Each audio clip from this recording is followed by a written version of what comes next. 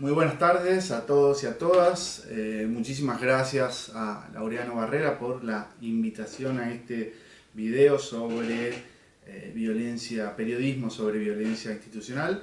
Mi nombre es Sebastián Ortega, soy periodista de Cosecha Roja. Colaboro habitualmente con otros medios como Revista Anfibia, Revista Crisis o Rolling Stone. En general trabajo temas sobre violencia y seguridad. Y específicamente me especializo en temas de violencia institucional, que es un poco sobre esa experiencia, sobre ese trabajo de hacer periodismo en casos de violencia institucional que quería hablarles en el día de hoy. Me parece que para arrancar lo más importante sería hacerlo a través de cómo nosotros como periodistas conocemos esas historias y dónde obtenemos esa información. Las fuentes, creo que más allá del trabajo habitual, del trabajo periodístico habitual de fuentes en el periodismo judicial o policial, en el caso de la violencia, de los temas de violencia institucional, creo que gran parte de ese trabajo circula en torno a las organizaciones de la sociedad civil que trabajan, que acompañan a las familias en las denuncias sobre violencia policial y que acompañan judicialmente estos casos. El caso del CELS, de la campaña contra la violencia institucional, de la APDH, de la Asociación Miguel Bru. Después en cada una de las provincias va a haber otras organizaciones, Andes en el caso del norte. Me parece que ese es el primer número que nosotros tenemos que marcar cada vez que hay un caso y que queremos saber qué está pasando en determinados lugares. A eso le agregaría también organizaciones políticas, sociales, barriales, que tienen un conocimiento mucho más acabado del territorio, de los lugares donde la policía suele cometer estos hechos de violencia policial, y cómo enterarnos de estos casos cuando todavía no fueron denunciados, y a través de esos vínculos habituales, del contacto y el trabajo habitual en este tipo de casos es que nosotros vamos también a ir recibiendo la información cada vez que hay una denuncia. De alguna manera nos convertimos en colaboradores en la difusión de ese tipo de denuncias y nos van a empezar a llegar ese tipo de casos para que nosotros publiquemos e investiguemos también. Y después están las fuentes audiovisuales que tienen que ver con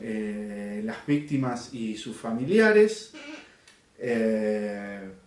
y sobre todo el trabajo en torno a la investigación judicial y el trabajo más relacionado con el expediente, que ahí también va a estar la parte en la que nosotros podemos obtener información a partir de estas organizaciones, de los familiares o de las querellas. El trabajo con abogado va a ser fundamental, pero también, y me parece que no hay que descartarlo y que suele ser un error que se comete habitualmente en este tipo de periodismo, es no descartar otro tipo de fuentes que pueden estar vinculados a las personas acusadas, a sus abogados, o a los mismos policías o funcionarios denunciados o sospechados de haber cometido algún delito. Hay una tendencia un poco, porque hay un objetivo o un fin de búsqueda de justicia o de denuncia en nuestro trabajo periodístico, pero eso no nos tiene que convertir en operadores o en instrumentos de la querella, si se quiere. Me gustaría poder un poco de lo que hablo ir contándolo con algunas experiencias de mi trabajo. Sobre este caso me parece que yo aprendí bastante a partir de un trabajo hace algunos años que hice en una investigación larga de 5 o 6 meses sobre casos de jóvenes asesinados, torturados y arrojados por la policía al río Paraná. Una serie de casos que se fueron dando en Rosario. En ese caso se habían dado 3 y había un montón de denuncias que fui consiguiendo a lo largo de los meses sobre cómo se había convertido también esa práctica en una amenaza constante y una forma de tortura de la policía, de llevar pibes al río, hacer hacer simulacros de fusilamiento, amenazar de matarlos y tirarlos al río, como esa práctica, a partir de sobre todo el caso de Franco Casco, se había convertido en una práctica habitual de la policía. Lo que buscaba a partir de esa investigación es encontrar un hilo común, una especie de modus operandi en el accionar de la policía y demostrar que no se trata de casos aislados en los que manzanas podridas ajenos a un mandato policial o una forma de trabajo policial habían cometido algún delito, sino como era una práctica habitual de la policía santafesina. Parte de eso lo conseguí a través de, bueno, un poco de la información judicial y de las entrevistas con la forense que había investigado como parte de la querella y que intentaba demostrar que esos chicos habían sido asesinados y arrojados al río. En todos estos casos había una denuncia común que era contra, una denuncia pública común que era contra el forense que había trabajado en las autopsias de todos estos casos y que nunca había encontrado marcas de violencia y que siempre de alguna manera colaboraba en que el caso fuera hacia lo accidental de que pibes que se cayeron solos al río, que desaparecieron por su cuenta y no, y no colaboraba en ver las marcas de la violencia policial. Tenía el plus que era un médico forense que había iniciado su carrera y que había trabajado muchísimos años en la división de homicidios de la policía rosarina, con lo cual le añadía un plus de sospecha a su trabajo, pero no era algo que estuviera comprobado en ese momento en la causa judicial. Obviamente, después de hacer todo el trabajo, intenté llegar o ir a buscar información al Instituto Médico Legal de Rosario, a través, en principio, de entrevistas en su momento con la directora, más generales, no sobre los casos puntuales porque ella no había trabajado, e hice el intento de contactarlo a él, a este médico forense, pensando, como pasa siempre, que nunca van a responder. Me pidieron los datos, me pidieron un número de contacto, etc. Y me fui sin la esperanza de poder entrevistar a esta persona. A los pocos días recibí el llamado de este médico forense ofreciéndome la posibilidad de viajar a Rosario para hacerle una entrevista. Y la verdad es que fue una de las entrevistas más valiosas y uno de los materiales más valiosos que conseguí para esta investigación, no solo porque me permitió obtener la defensa y digamos, darle la posibilidad de defenderse y contrastar la información de la causa judicial, la información que yo ya tenía del trabajo también de otros forenses en el caso, con el trabajo que había hecho él y entender cómo él justificaba su trabajo al no encontrar ninguna marca de violencia, sino también agregar mucha información de contexto sobre la historia, la vida de él, la relación entre su trabajo policial anterior y el trabajo actual como médico forense, pero además a través de ese vínculo me permitió conseguir muchísima información a la cual yo no había tenido acceso, conocer la morgue en el lugar, conocer las camillas donde se trabaja en la morgue, acceder a material fílmico, fotográfico que no había tenido hasta ese momento, y al final ese intento que yo creía en vano terminó siendo uno de los más valiosos. También creemos o damos por sentado que esas personas no van a hablar o no tienen nada interesante para decir, y es muchísima la información que podemos conseguir. Así que, como recomendación, nunca descartar ninguna fuente. Quizás el primer trabajo que podemos hacer cuando empezamos a trabajar estos casos es armar un mapa general del caso y de las posibles fuentes, incluyendo todo, las fuentes judiciales, las fuentes testimoniales de la familia o los vecinos que nos pueden, o los amigos de la infancia de estos chicos que nos pueden aportar un montón de información para saber quiénes eran esos chicos, que muchas veces información que la familia no tiene o no quiere dar, los abogados de las diferentes partes, y nunca dejar de pensar que los criminales son grandes personajes de nuestras historias y que además merecen la posibilidad de defenderse. Después, algo que me interesa para hablar sobre el trabajo en relación a la violencia institucional es cómo nosotros, a la medida que vamos trabajando y especializándonos en este trabajo, vamos construyendo un acumulado, vamos acumulando experiencia, conocimientos, que después no necesariamente uno va poniendo o una va poniendo en la nota en la que está trabajando particularmente, pero sí tienen un valor muy importante hacia futuro. A veces nos decepcionamos porque no entra todo en una nota, pero no se preocupen que a la larga todo ese trabajo va a valer la pena y va a ser útil de algún modo. Nosotros con María Florencia Alcaraz hace 1 o 2 años, para el primer aniversario de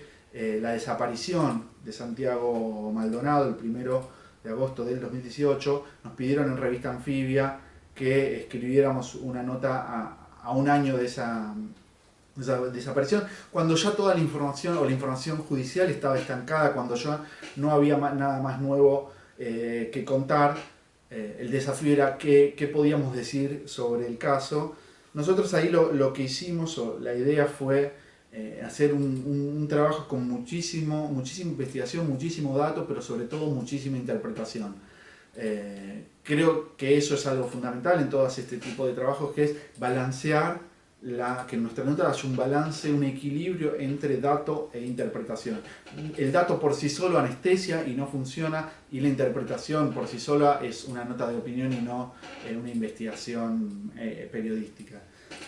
En nuestro caso nosotros teníamos una hipótesis que personalmente sigo sosteniendo al día de hoy, y que por primera vez, creo yo, se dio ese debate al interior de un espacio que discutía sobre el caso de la desaparición o la supuesta desaparición forzada de Santiago Maldonado, la muerte, desaparición y muerte de Santiago Maldonado. Y es que había hasta ese momento dos posturas respecto a lo que había pasado en la causa. Por un lado estaban quienes defendían el trabajo de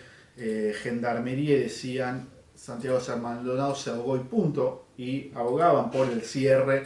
no solo de la causa penal, sino también de la discusión público-política en torno a ese tema. Por otra parte, había un sector alimentado por cierto sector del periodismo que entrevistaba a peritos falsos que no habían participado de ninguna no habían tenido ninguna intervención en el expediente judicial, que seguían diciendo que el cuerpo fue plantado, que había sido desaparecido, lo habían retenido en algún lado y que 77 días después habían plantado el cuerpo para tirárselo a los mapuches. Nosotros lo que sosteníamos, y en base a muchísima información, mucho dato de la causa judicial y del trabajo con las fuentes, era que era tan lejana la posibilidad de que se hubiera ahogado, porque Santiago Maldonado no estaba pescando ni estaba nadando en el río Chubut en ese momento, sino que murió como consecuencia de un operativo ilegal y legítimo con un uso desmedido de la fuerza de parte de Gendarmería, con la utilización de armas no reglamentarias, como puede ser tirarle piedras a los manifestantes, cuando Gendarmería tiene armas legales que después deben ser registradas y después se debe brindar un reporte, una información sobre ese operativo, un operativo totalmente irregular que termina con la muerte de Santiago Maldonado. Pero tampoco hay elementos, y eso hay que ser muy claro, no había ningún elemento que permitiera sospechar, suponer o entender, o ni siquiera pensar la idea de que podía haber sido el cuerpo de Santiago Maldonado, podía haber sido plantado en la escena del crimen, porque la autopsia en la que habían participado todos los peritos de parte de la familia, el equipo argentino de antropología forense, que son quizás uno de los más prestigiosos en el trabajo de ciencias forenses, los peritos de todas las organizaciones que acompañaban la denuncia, habían participado en esa autopsia y habían acordado en el punto en el que Santiago Maldonado el cuerpo no había sido ni arrastrado ni plantado en el lugar. Entonces nosotros lo que sosteníamos en ese artículo es que la discusión no tenía que ir en torno a si el cuerpo fue plantado o no fue plantado, sino a qué hizo Gendarmería en ese operativo que terminó con la muerte de Santiago Maldonado. Es decir, la postura de seguir sosteniendo a un año de la desaparición y la muerte de Maldonado, seguir sosteniendo que habían sacado el cuerpo, lo habían plantado, impedía discutir el tema que había que discutir de fondo, que es qué había hecho Gendarmería para provocar la muerte de Santiago Maldonado y qué tan responsable es Gendarmería en la muerte de Santiago Maldonado. Y lo hicimos y lo pudimos hacer porque teníamos, tanto María Florencia Alcaraz como yo, un año de trabajo sobre la causa judicial, conocimiento sobre todo lo que había pasado adentro de la morgue judicial del Instituto Médico Legal, porque conocíamos toda la vida, la trayectoria de Santiago Maldonado, su infancia en 25 de mayo, todos sus viajes y sobre todo pudimos hacerlo por el gran trabajo que habíamos acumulado durante un año en torno a la causa por la muerte de Santiago Maldonado, todo el trabajo judicial y el expediente, el trabajo con la familia, su entorno, sus amigos, las personas que lo conocieron, y conociendo puntualmente qué es lo que había pasado dentro de la morgue y conociendo qué es lo que debe hacer o cómo debe actuar Gendarmería en un operativo de ese tipo. El resultado me parece que fue un trabajo interesante de interpretación sobre los datos que todos teníamos los mismos datos. La diferencia era qué interpretación podíamos hacer de ese dato, y me parece que, aunque generó algunas discusiones en el ambiente periodístico, me parece que fue un aporte interesante a la discusión. Y eso tiene que ver también un poco, voy a retomar la idea de la especialización y el trabajo acumulado que puede haber en torno, que deberíamos tener en torno sobre todo a esta temática, no solamente desde la construcción o los aportes teóricos, que siempre son interesantes y que nos aportan una mirada interesante y que nunca debemos dejar de consultar a académicos o especialistas que trabajan esos temas en este tipo de casos, que nos pueden aportar una mirada interesante, sino también a partir del conocer sobre trabajo forense, conocer sobre cómo se investigan este tipo de causas, o conocer cómo se trabaja también con expedientes y en qué parte de los expedientes o dónde se puede encontrar la información. Después también en el trabajo de expedientes hay muchísima información que, si bien no nos permite probar, sí nos permite narrar y contar historias, que también es fundamental a la hora del trabajo de periodismo vinculado a las diferentes formas de violencia institucional, que es que nunca dejamos de contar historia. Contamos las historias de los pibes asesinados por la policía, contamos las historias de los familiares que pierden a un ser querido asesinado por la policía, contamos las historias de la policía y ese contexto y esa historia que hay en las fuerzas de seguridad y por qué y cómo matan y por qué matan las fuerzas de seguridad, y contamos historias sobre cómo la justicia investiga este tipo de casos. Espero no haberme extendido demasiado y que les sirva de alguna utilidad. Les dejo un cariño a todos y en especial a Laureano Barrera un agradecimiento por esta invitación. Muchísimas gracias.